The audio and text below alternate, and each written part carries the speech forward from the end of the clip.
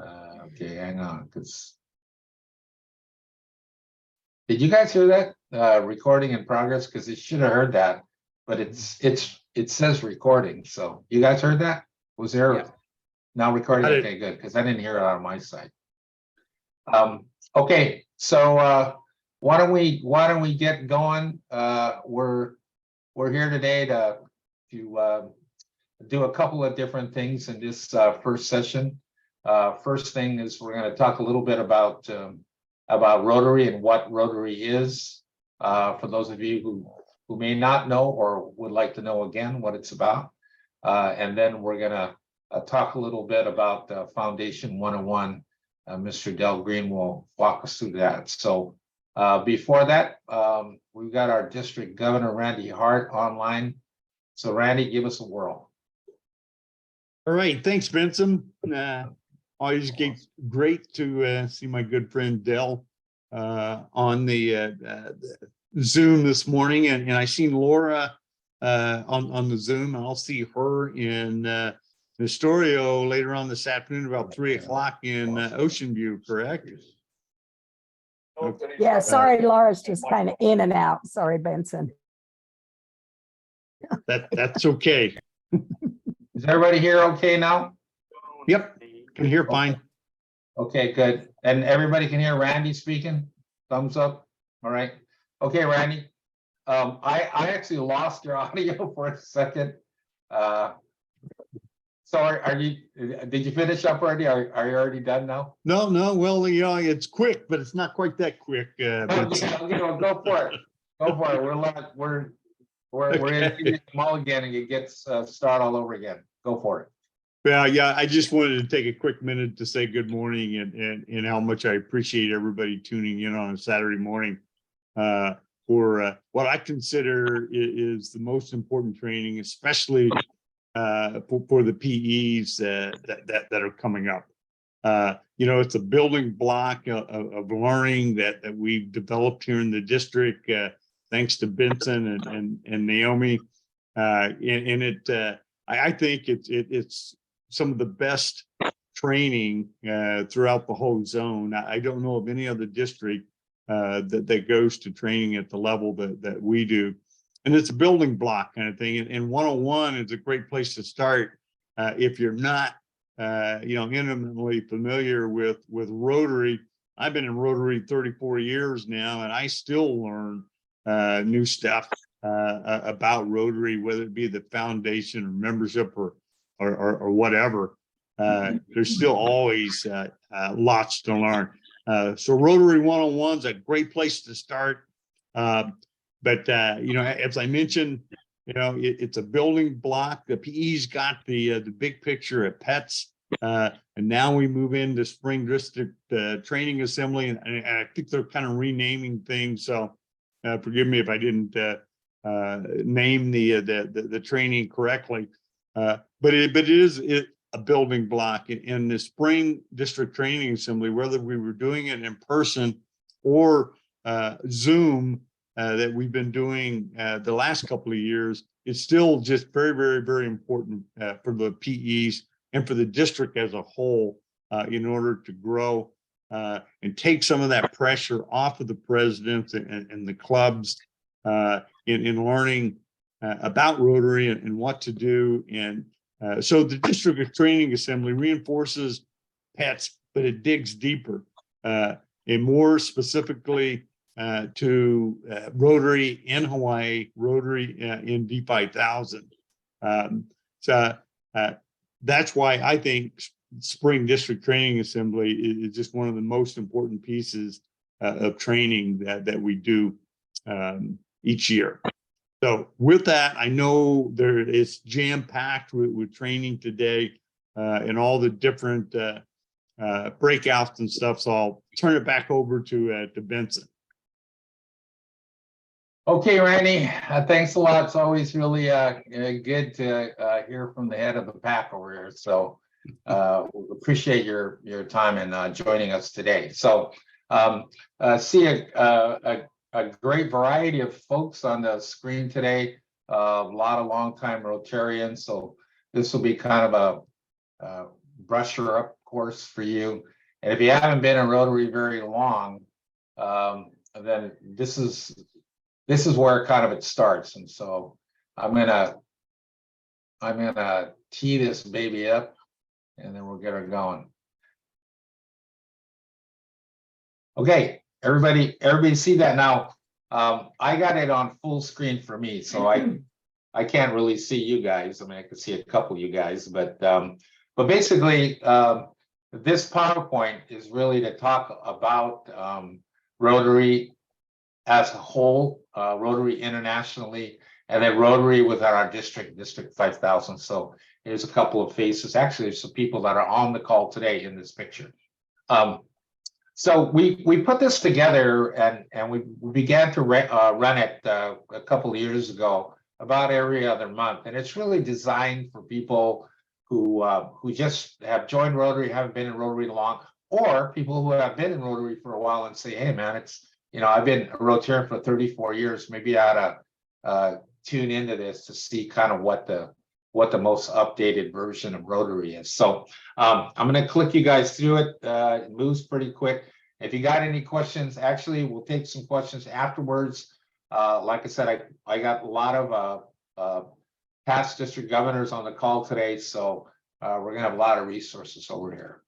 Okay, so Rotary's international service organization. It's worldwide. It started out as kind of a networking group, and then it sort of evolved into a service organization. And today, it's by far the largest service organization in the world. So these are the core values that Rotary talks about. So if you join Rotary, then it's really about fellowship, diversity, integrity, service, and leadership. And if you're a young person, this is really a great opportunity to get involved with an organization that not just, you know, believes in these core values, but actually does them, you know, every day. And the work that we do out in our communities, in our state, in our nation, and throughout the world. So we're a network of 35,000 clubs. Just absorb that for a second. 35,000 clubs in over 220 countries around the planet. So Rotary is a huge thing. So one of the ways that you can really get a sort of the width and breadth of what Rotary is about is if you the first way that you can do that is really to become a club president, and then you go to PETS, and PETS is president-elect training seminar. So you spend 3 days over in LA, and you get together with presidents from all over our zone, and we'll talk about that. And you get a chance to really see and understand that, wow, Rotary is big. Because for the most part, Rotary sort of lives in our clubs, right? So our clubs are kind of really the meat and potatoes of how Rotary works. But when you start getting outside of your club, start working with clubs that are around you, start working with clubs that are within your district, start working with clubs that are within your zone, and then ultimately around the world, you get to see that the width and breadth of Rotary is super huge. Okay, so here's a few stats, right? 35,000 clubs. Actually, there's about 1.4 million Rotarians, so I got to update that stat around the planet. 10,000 Rotaract clubs, and Rotaractors are basically young Rotarians, 18 to 35 now. A few years back, Rotary decided to elevate Rotaract clubs that were mostly they were centered around colleges and universities, although there are community Rotaract clubs out there. There's about 180,000 of those guys. And then there's 25,000 Interact clubs. And Interact clubs are basically young, like high school, middle school, so 12 to 18 years old. And we got, you know, a half a million those interactors in Rotary. So 537 districts, so we're one of those. There's 35 zones, and the zones are really a collection of districts. And I think we're part of District 26, 27, and then we're spread out over 220 countries. So in our district, District 5000, which is kind of a cool thing. If we're going to be, I mean, it's better than being District, 4210. I mean, how cool is it to be District 5000? We got about 1,500 Rotarians, 53 clubs. We got a couple of e-clubs, online clubs, 7 Rotaract clubs from age 18, like I said, to 35. We got 30 interact clubs, which is basically middle school, high school, and then we have 2 community core groups. And community core groups are like friends of Rotary. They're just people that are not they're not actually set up as dues paying Rotarians, but they do stuff within the community, and we can talk more about those guys a little later. Okay, so we're District 5000, and District 5000 is basically the entire state of Hawaii, and we've got Rotary clubs on every island now. Obviously, most of them centered on Oahu. And there's our fearless leader. Randy Hart is the current district governor, and you heard him speak earlier. So, he's not just a pretty face. He is a guy who can speak intelligently about Rotary. So glad to have Randy. So the district team, and those are the people sort of like myself and Dell and Laura and a bunch of people, the Storio that are on the call today, are part of the team that really helps to operate our district. And there's dozens of people that do that, including our club presidents and a super diverse group and talented group of people that do that operation. All right, so let's go back and start at the beginning. Rotary started in 1905 in Chicago by an attorney named Paul Harris, and that's the guy over on the far right. That's Mr. Harris right there, and he started it out basically as kind of a fellowship networking type of group. Service sort of got added in a little bit later, and they started out with these 4 gentlemen, added a few more, and then they rotated the meeting between each of their offices, and they had a weekly meeting and rotated it, and so that's how they came up with the name Rotary. I know that that's not sexy or cool, but that's basically how Rotary got started. So people say, wow, that's a cool name, Rotary. How'd they come up with that? By rotating the meeting from place to place. So, okay. So 1910, Rotary International was born. Once they crossed over the border into Canada, now they were international. And by 1925, there were Rotary clubs on 6 continents. So it was kind of a cool thing. Now, I do want to mention this because people ask me this, especially the younger people who are, much more socially conscious, and they go in and look at the history of organizations because, they don't want to join an organization that had a funky start, or, they started off like as a Ku Klux Klan or something like that. Nobody wants to join somebody like that. And we look suspicious because it started out, as you can see here in the picture, with a group of basically white men, right? But to Rotary's credit, they began to expand internationally in all kinds of countries. Like one of the first was the Philippines.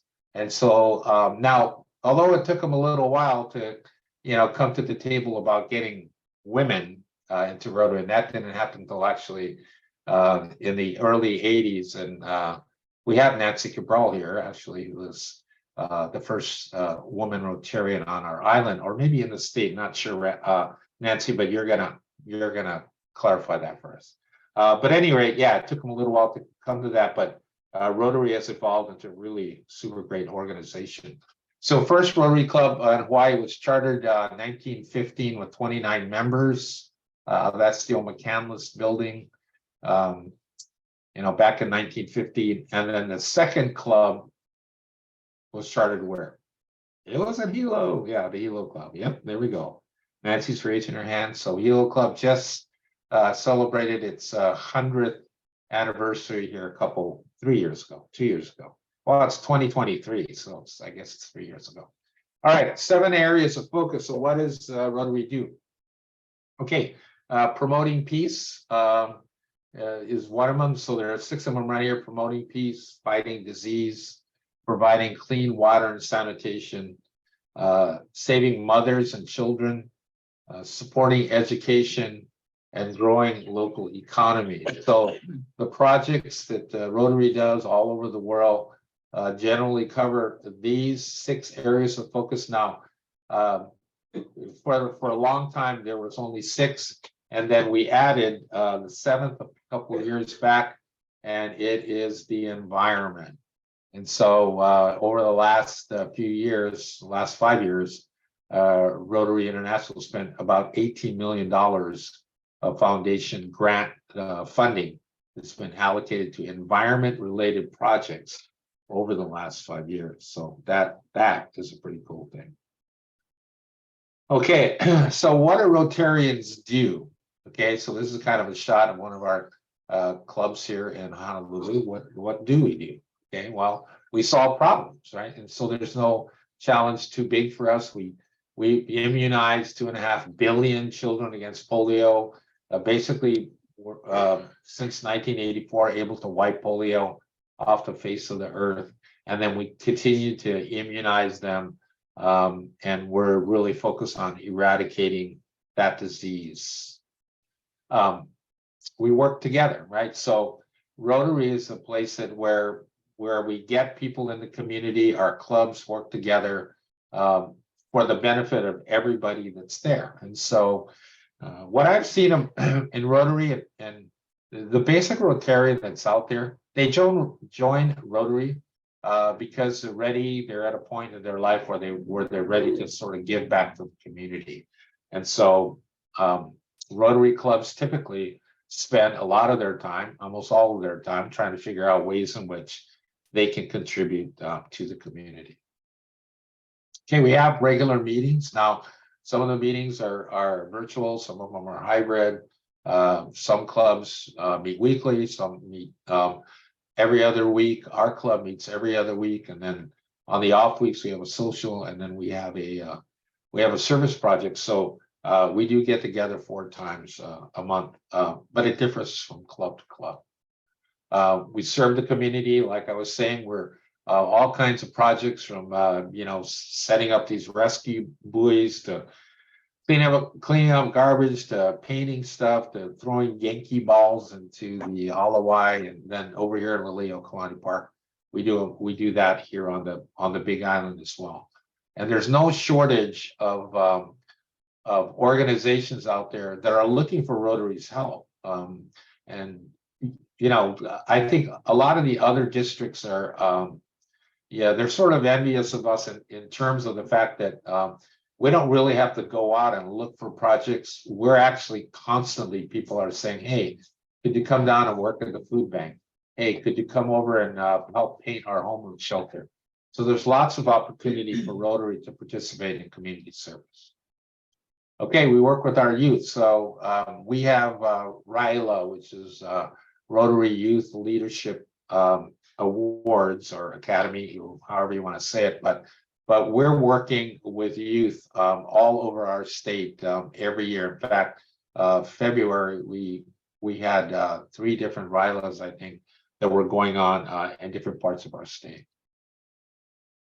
We connect our school community. So we have active programs where we take up dictionaries, backpacks, books into our schools, so we can service the youth in our community.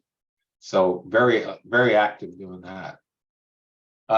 Develop leaders. Now, this is a really important point, especially for some of our younger Rotarians who really want to do leadership development, right? So let's say you're somebody in your late 20s or something, and you go to your boss and say, hey, next month I'd like to be the head of our division, right? So they're gonna go, no, I don't think so, man. You're only 29 years old. You can't be the head of our division. Go back and come back in like 20 years. But if you stepped up in your Rotary Club and said, I'm interested in being president of our club, you could do that like next year. I mean, there wouldn't be anybody in your club that would say, nah, you got to wait 10 years before you can be president. So you could then start rolling into all of the leadership training that comes along with being a club leader or district leader or whatever you want. So having that opportunity to have the opportunity to do leadership development is really, really an important part of what Rotary is today. Okay, so we support nonprofits. There's lots of them out there. Like I said, Boys and Girls Club, Food Bank, a lot of organizations that look to Rotary for help. Salvation Army look to Rotary for help during all different types of years, and then during different when they have different projects out there. We respond to local and worldwide crisis response. When we had the Puna lava event in 2018, you guys remember when lava started spewing out of the ground. I mean, our club, and I can't speak for the other Hilo clubs, but we were getting, Rotary clubs from all over the nation were just sending us checks like, hey, we saw in the news that you guys got a crisis over there, so Rotary Club of Bradenton, Florida wanted to send you a few $100 to help out. So we're there responding to all kinds of local and worldwide crisis response, including stuff like Ukraine, all of that. So Rotary is around the world, and they're responding to things. Okay, so if you're somebody that's thinking about being a Rotary or coming into Rotary, what's in it for you? Well, you get a chance to connect really with community leaders. So a lot of the leaders, like here on the Big Island, our mayor happens to be a Rotarian. And so, when there's Rotary stuff to do, he's always kind of game to do it. There you see our past district governor, Nalani Flynn, with Governor Ige. So lots of opportunity to connect with community leaders. Lots of opportunity for us to get in there and transform our communities simply by the work that we do for communities in all kinds of sectors. This is Centennial Park, where I think they're the groundbreaking for that, where we put a new park, beautiful park, if you have a chance to see it, right in the heart of Waikiki. Like I was saying, develop leadership skills. So this is Kat Rayberg in that picture. She's our current president, and she was really, really pleased and happy to have a chance to develop her leadership skills within Rotary. And I think after this year, she'll probably continue and sign up for our district leadership academy, which is something that you can do after you're a club president. Create lifelong relationships, and this actually was a key thing for me. When I joined Rotary, I thought, wow, this is a pretty cool thing, and it could help my business, which it did. I could make some contacts, which I did. But I also made some relationships with some people that were such quality people that really, and I saw myself like, okay, for the rest of my life, this is the kind of people that I want to be around. And that's why you see people like in our club, we had at one time, we had three guys that were all in their 80s or 90s, all had been Rotarians over 50 years. And the reason that they continued to stay in Rotary was the relationships that they had made over time.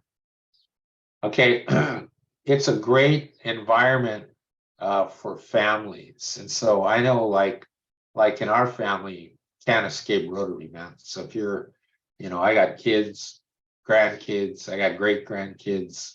And if it's Saturday and you're not doing nothing, you're going to be picking up garbage somewhere or whatever. You're going to be doing whatever Rotary event we're doing. No chance to say no. So good environment for kids.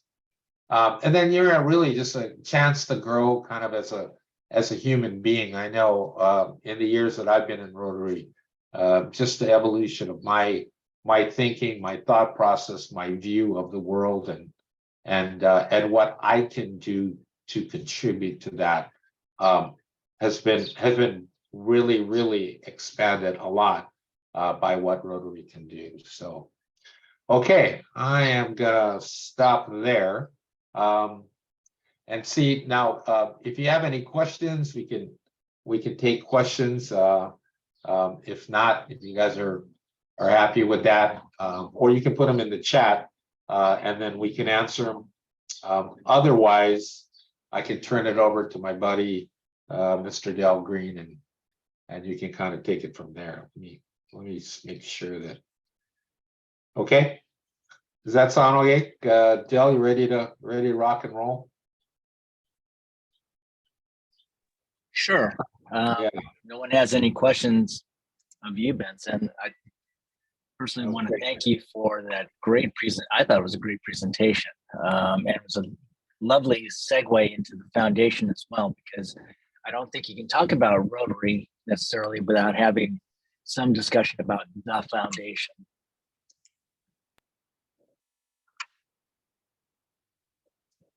So at this year's International Assembly, Rotary International President-elect Gordon McAnally challenged Rotarians, you and me, worldwide, to create hope in the world. One restored, newly created hope at a time.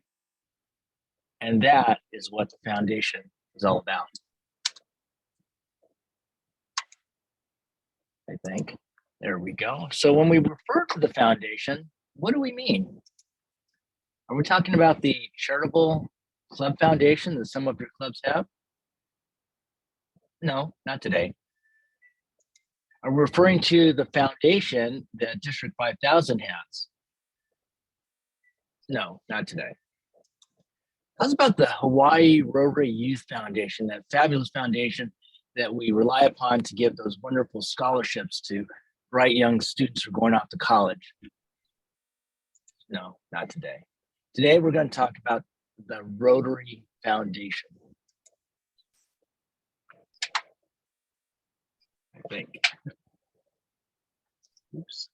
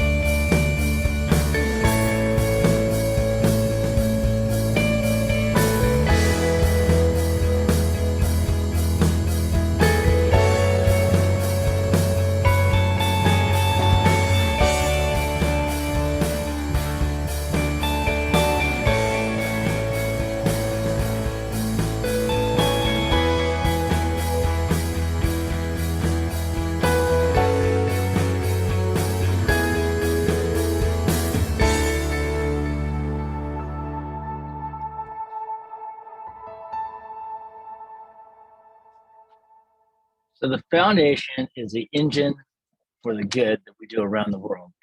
Let's go ahead and take a step back in time, kind of like what Benson did. We're going to go back to the very beginning and talk about Paul Harris. Paul Harris, as you know, founded Rotary International in 1905. Think what you will of attorneys. Paul Harris was an attorney from Chicago, and it was through his vision, his philanthropic vision, that the world would change for the better. And remember his name because it's going to come up probably a little bit later in this morning's presentation. But let's fast forward, because when Rotary was founded in 1905. We did not have a foundation. It wasn't until 1917 that outgoing Rotary International president, Arch Klump, came up with the idea of a foundation, an endowment for the purpose of doing good in the world. It was that one idea and the contribution of $26.50 that set in motion a powerful force that's transformed millions of lives around the world and has become an important membership benefit for Rotarians here and elsewhere. It was a contribution of $26.50 from the Rotary Club of Kansas City, which has now grown into more than $5.7 billion in assets. This next slide kind of shows where the monies are coming from. We'll be talking about each of these different funds a little bit more, but just to introduce you to the annual fund, the endowment fund, the Polio Plus fund, and then we have some other funds as well. The Foundation's mission is to enable Rotarians to advance world understanding, goodwill and peace, through the improvement of health, and the support of education and the alleviation of poverty.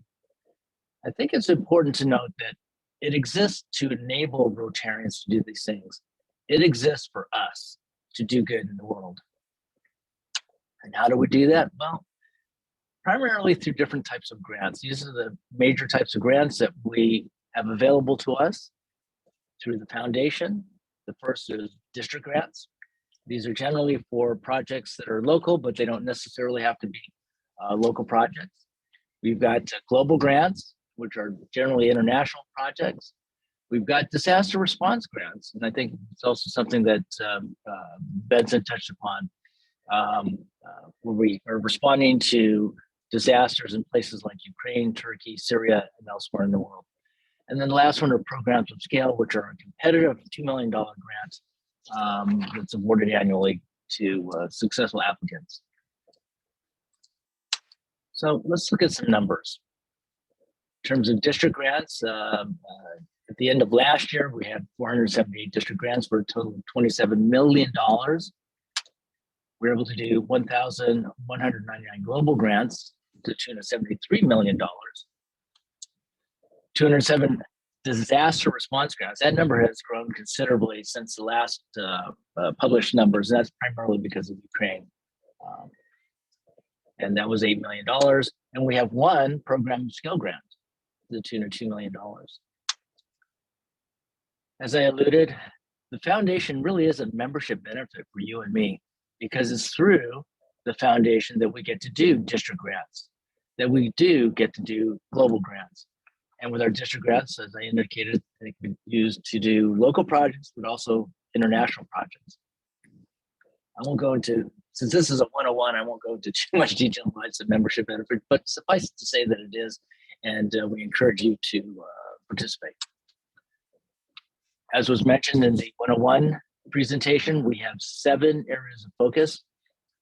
They're pretty broad, and they're important because when we do our grant projects, our grant project has to qualify for at least one of these different areas of focus, and they're pretty broad. We have peace building and conflict prevention, disease prevention and treatment, water sanitation and hygiene, maternal and child health, basic education literacy, community development, and then the last one, the most recent addition, being the environment.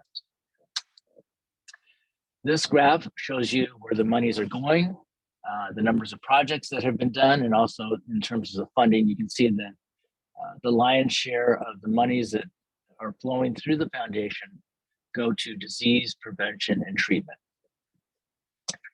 We now have information on the environment, which is that little green section.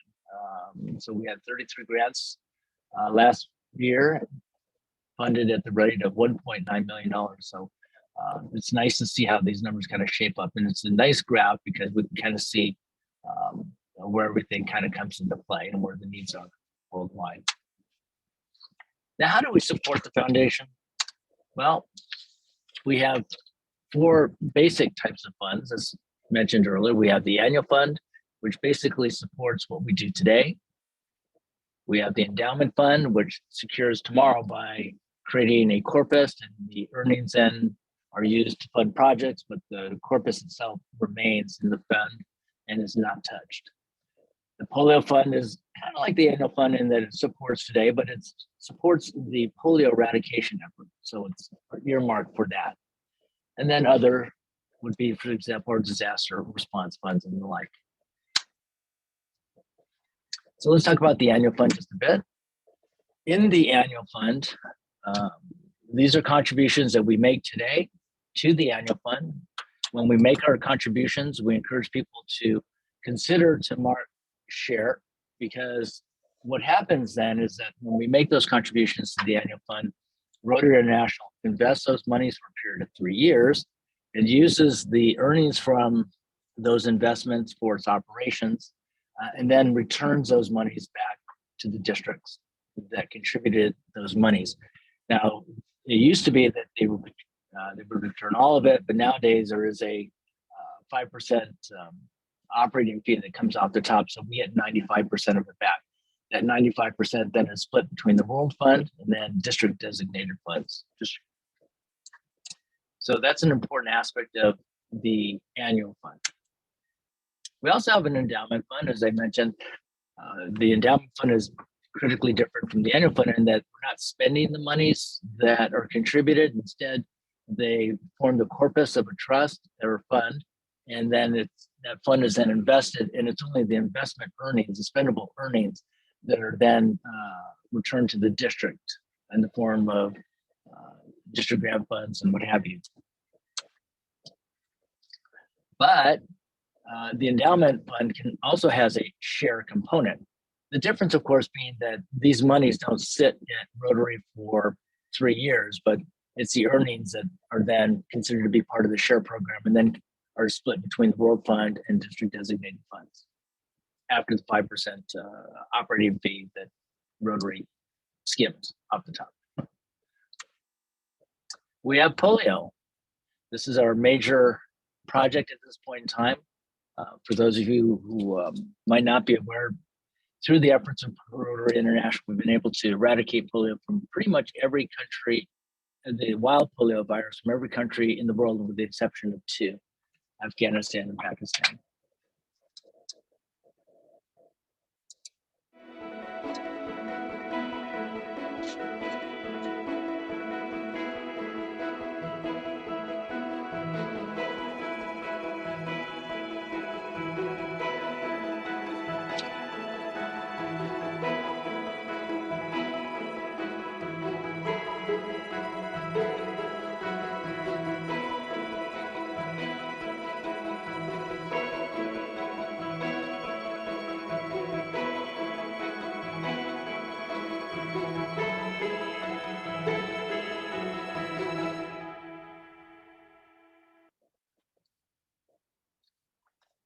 Rotary International enjoys a partnership with the Bill and Melinda Gates Foundation. The Bill and Melinda Gates Foundation has generously agreed to a 2-to-1 match with Rotary.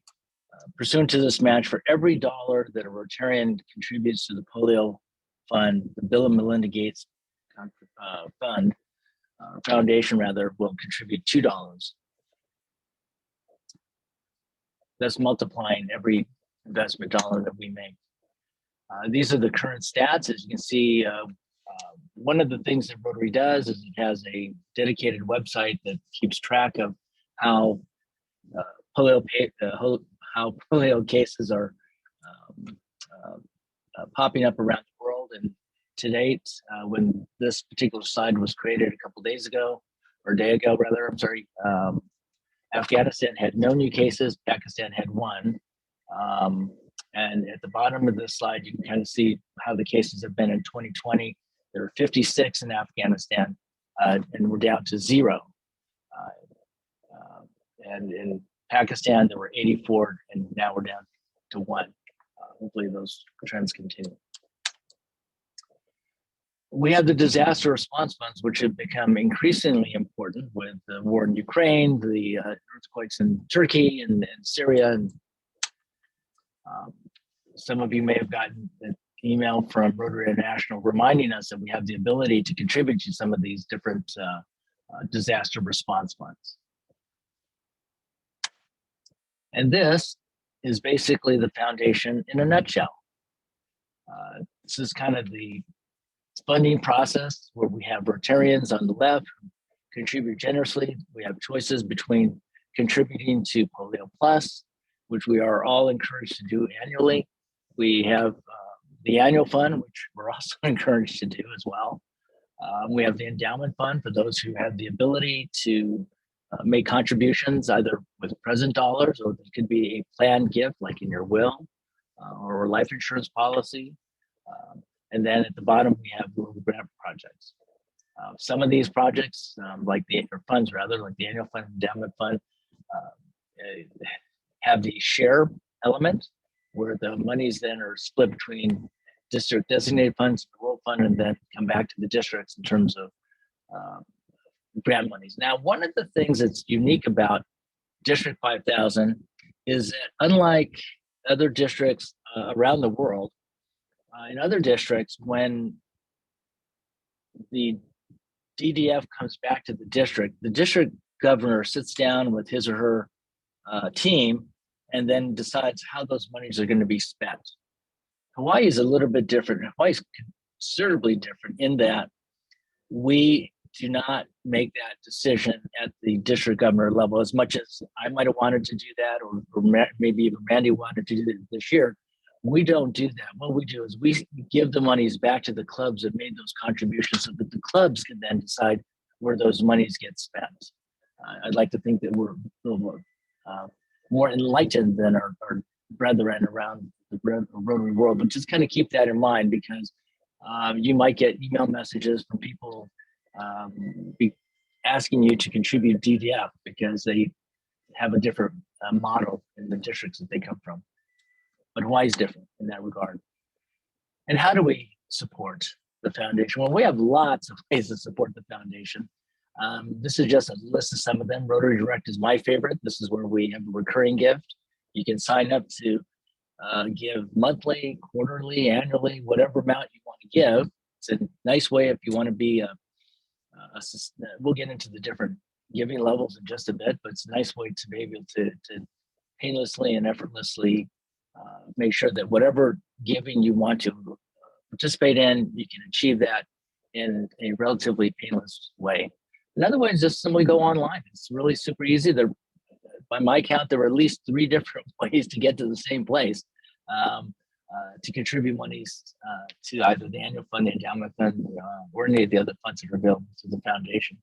You can also write a check to the Rotary Foundation and hand it to your club foundation chair, or mail it directly to Rotary, or maybe even create your own club endowment. One of the things that we like to do is we like to recognize people for their generosity, because we're so thankful for every dollar that everyone contributes to the foundation and the good that it does. So we have a series of different kinds of recognitions. The first one is a sustaining member. A sustaining member is somebody who's contributing $100 annually. Here we go. There's that name that we mentioned earlier, Paul Harris. One of the more significant recognitions, at least in my estimation, is the Paul Harris Fellow, named after Paul Harris. This is for somebody who has contributed $1,000 or more cumulatively. It doesn't have to be one time, but cumulatively to the fund, either to the annual fund or to Polio Plus. And then you become a Paul Harris Fellow. And for the next 1,000, you become Paul Harris +1, +2, all the way up to +8 or 9. You also have the Paul Harris Society member. This is somebody who contributes $1,000 or more to the annual fund. And so a nice way to do this is maybe to set up Rotary Direct, and I think it's something like $83, $85 a month, and you're automatically a Paul Harris Society member at the end of the year. White Hat Society, this is somebody who's contributed $5,000 or more in one Rotary year to the foundation. And when you do that, then they give you this, white hat. It's kind of a cowboy thing. If you go to district conference, you might actually see a few of those in the room. We have major donors. Major donors are individuals who have contributed $10,000 or more to the foundation. And this is a very significant award. And it's a cumulative award. It doesn't have to be all at one time. The white hat isn't necessarily one time, but it is in one Rotary year, which is a fiscal year. The Rotary year begins on July 1 and it ends on June 30th the following year. Our Polio Plus Society members are individuals who can pledge and do contribute $100 or more annually to Polio Plus. Benefactors are people who have pledged to give $1,000 or more to the endowment fund. Remember, the endowment fund is the one where we make the contribution and we don't spend those monies, but instead it's the spendable earnings that are then returned to the club to do the good work that we do within our clubs. I mean, return to the district for the work we do in the clubs. And bequest is somebody who's given $10,000 or more to the endowment fund, and Arch Clump is $250,000 or more. Virginia is asking about Triple Crown. I don't think I talked about Triple Crown in this particular presentation because this is a one-on-one presentation. But a Triple Crown is somebody who is a Paul Harris Society member, a major donor, and a Bequest Society member. And this is a one-on-one presentation. So we will talk about the Paul Harris Fellow because this is, I think, a very important recognition. It's one of the probably the first important ones that new Rotarians will achieve. And so we encourage you to be able to aspire to become a Paul Harris Fellow within your club. Now, in addition to individual recognitions, we also have club recognitions as well, because the club can be recognized for having achieved various levels of giving. For example, you can have a 100% Paul Harris Fellow Club where all dues paying members are Paul Harris Fellows, or Paul Harris Society member where all dues paying members are Paul Harris Society members, which is pretty amazing. E-Ray is a very important one. Every Rotarian every year do encourage everyone to give something. And so if the club per capita giving is at least $100 and everybody in the club has given something, doesn't have to be $100, but it should be at least $25. Then that club becomes an E-Ray club, or an every Rotarian every year club. And so we would encourage your clubs to consider striving to become an E-Ray club this year and every year. And the nice thing about the Rotary Foundation is that we have consistently achieved the Charity Navigator 4-star rating, which is our highest rating for a charitable organization. So one of the things happens when we give to the foundation is that we have some comfort that our money is being well spent and it's being recognized by Charity Navigator. Some of the other programs that we have is that we have peace centers. One of the major focuses of Rotary, of course, is peace, spreading goodwill and understanding of peace through the improvement of health, support of education, alleviation of poverty. So peace is a cornerstone of our Rotary mission. This is a graphic that shows the various peace centers that exist around the world. We have joint programs at Duke University, the University of North Carolina, Chapel Hill. We have a program at the International Christian University in Japan. There's a program at the University of Bradford in England. There's one at the University of Queensland in Australia and one at Uppsala University in Sweden. And District 5000 has also been able to successfully nominate aspiring peacemakers who have successfully been awarded fellowships through the Peace Fellow program. This is kind of the Peace Centers at a glance for the 2023 class, and we had 92 finalists. About half of them were male and half not. And the average age was about 36. So if you know somebody who is an aspiring peacemaker, encourage them to consider applying for a Rotary Peace Fellowship. If you have questions, feel free to ask, reach out to me. And this gives you an idea of where our Rotary Peace Center alumni are located around the world. And as you can see, we are all over the globe. Another Rotary program, real quickly, is a Rotary Foundation alumni. We do encourage Foundation alumni to gather. We do have a subcommittee at the district level where we encourage people to remain engaged. And with that, that's kind of the foundation in a fire hose. And I'll open it up to any questions that anyone might have. Hearing none, I turn it back to Benson. Nice job, Jill. Okay, anybody, would anybody like to add anything to that? We see some of, some experienced, foundation folks. Virginia, how about you? Virginia just came to our club last, week, to talk a little bit, about the foundation. So, I know you've got a story that, you told us was kind of a cool story. So I want to take a minute or so and let us know. Which story was that, Benson? I think I talked for a long time at the meeting. Yeah, you did, but well, just kind of like how you got started in it and started, putting money into the foundation and, over the Okay. course of, a long period of time. I mean, in our own club, we had one guy in there just, put it on his credit card, didn't even realize it. And then they got a thing that said, "Hey, you're a major donor now." And he went like, "What?" So he had no idea. Well, The power of just something, a small amount accumulated over a long amount of time. yes, I told the club that I did not join Rotary until I retired. That's a different story. But once I became a Rotarian in Alaska, like many Rotarians, I was immediately tapped to be a president of a club. That happens more often than not, I think. And in about my second year, we went to a conference in Juneau, and the then district governor asked all the presidents at that time to pledge to become Paul Harris Society members, saying that you can't ask your membership to do something you're not willing to do.